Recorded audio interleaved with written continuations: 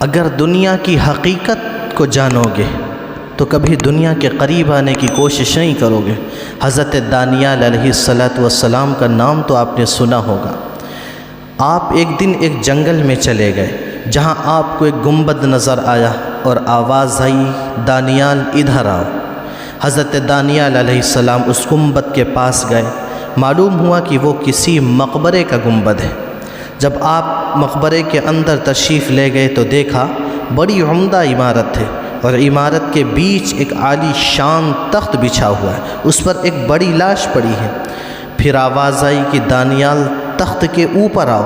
آپ اوپر تشریف لے گئے تو ایک لمبی چوڑی تلوار مردے کے پہلو میں پڑی ہوئی تھی۔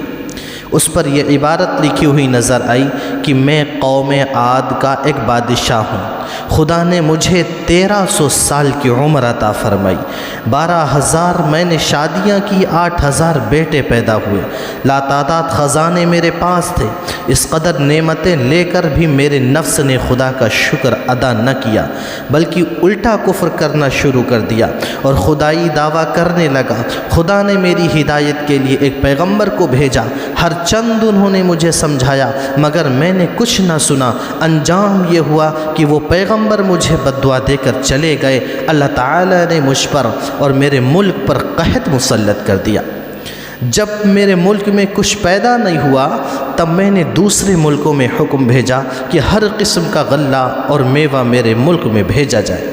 میرے حکم پر ہر قسم کا غلہ اور میوہ میرے ملک میں آنے لگا، لیکن جس وقت وہ غلہ یا میوہ میرے شہر کی حدود میں داخل ہوتا وہ مٹی بن جاتا اور ساری محنت بیکار ہو جاتی اور کوئی دانہ مجھے نصیب نہیں ہوتا۔ اسی طرح 7 دن گزر گئے، میرے قلعے سے سارے اہالی موالی، سارے بیوی بیویاں بچے سب بھاگ گئے۔ میں تنہا قلعے میں رہ گیا، سوائے فاقے کے میری کوئی غذا نہیں تھی۔ ایک دن میں نہایت مجبور ہو کر فاقے کی تکلیف میں قلعے کے دروازے پر آیا۔ وہاں مجھے ایک شخص نظر آیا جس کے ہاتھ میں غلے کے کچھ دانے تھے جن کو وہ کھاتا چلا جاتا تھا۔